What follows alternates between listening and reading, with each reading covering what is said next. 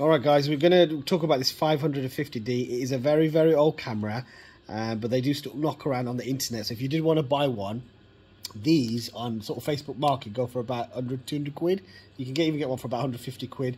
They are a semi-pro camera, and you've got your obviously your interchangeable lens. So if you want to take your interchangeable, you basically press that button, twist it, and it will come out. So you've obviously got your lens. So this is a very, very, very standard Canon old school lens, 18 to 55mm lens, 0.2 macro. And when you want to put it in, basically there's a little dot there.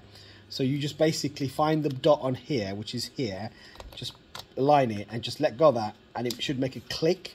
You've got your manual focus and your autofocus, which are over here. You've got your hot shoe over here, and if you press this button, this sometimes pops up. You've got your settings over here. So this one does actually film, which is quite amazing for an old school camera. And it does film up to 1080, so you know you still can film a decent ratio. So that's your film mode. Your little green icon is your auto mode. So in your auto mode, you don't really have many settings. You can just change the file size like this by wheeling this wheel in. So large is obviously a large file, and if you're shooting in a studio, you might shoot in RAW. So it allows you to do that. So that's quite useful. This is your menu button. So if you're using this camera, if you click on the menu button, in here you've got your beep, you've got your shutter release, you've got your image view. So image view is basically how long the picture stays on the screen for. So if I click on that, put 4 seconds, you might want to see it for a bit longer on the screen. And obviously that is your file size, so you can change the file size to however big you want it to be. So usually I shoot at sort of medium size, because I don't, you know, like if you're shooting hundreds and hundreds of pictures, you don't want them to be too massive, do you, really? Then you've got your image, protect image. So if you want to protect the image, you can set a lock on it. You've got rotation, so you can rotate the image. You've got erase, so you can erase everything that's on the card. So the card, it uses an SD card. And if you want to get that out, just basically push that out.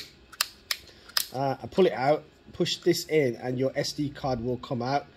Oh, this one might be sort of jam tape truth. Oh, there it is. So there's your SD card. So this one's got 64 gig, and basically slot it back in, push it back in, and put it in.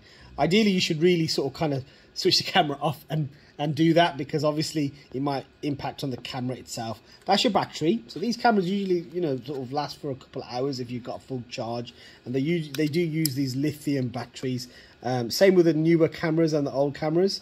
You can get these online. You can get second-hand ones. You can get like alternative ones as well. It's got a digital viewfinder, and this little icon allows you to zoom into the digital viewfinder, so it focuses in. So it doesn't look through, just it's digital. So and if you to sort of focus in, you have to sort of do that in order to focus it in. That's your delete button. That's your play button. So and you can flick through your pictures like this, which is really, really useful. Again, if I go back to my menu, you've got histogram. So you can have it RGB or green. So it's basically a little how can I explain? There's a little kind of thing that comes up here to tell you the color ratio of your image. So the things that you really need to know, in my opinion, is obviously your focus points, which are quite important. So there's your focal points. There you're zooming in, so that zooms into the viewpoint. If I press this icon here, allows me to zoom in and out. If I press this one, that doesn't do anything really, because I'm in auto mode. So if I put in manual mode, now when I go into manual mode, I've got all these settings. So I've got my shutter, my aperture, my shutter. So in order to change that, you can just do that, and it will change it. It goes all the way up to 4,000, which is very low, to tell you the truth. Like new cameras go up to 125. You know, they go really, you know, they're much higher. So if I go back to menu, sorry, it doesn't go up to, it's 4,000 shutter. Sorry, let me correct that. 4,000 shutter, but your ISO is what I'm referring to. So the ISO on this one goes up to 64,000. Like the newer cameras go up to 100,000 plus. So this is, as you know, it's okay.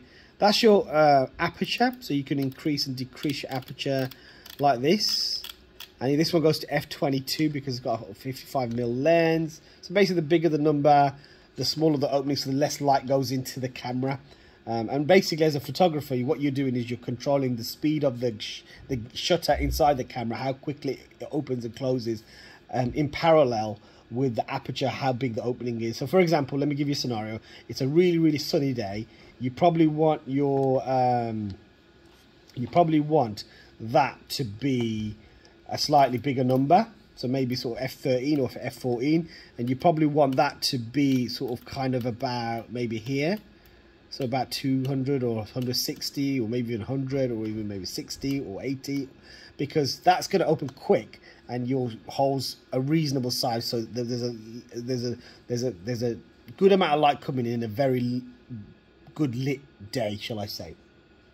So those things are really, really important. In your menu, you can hover through this as well. So if I click on menu, so if I click on, if I go to menu, I can flick through these things. So you've got your exposure compensation, which allows you to add additional exposure to your shot. You've got white balance, which is the tint. It's like a tint, shall I say? Makes it blue, makes it more warm. So if I put it in daylight, you know, if I'm shooting in daylight, you might want it on that. Most photographers really leave that on auto these days, and you can probably leave it on auto this one. AI focus, so you got one shot focus, auto, AI focus. So this the camera does a little bit of focusing for you.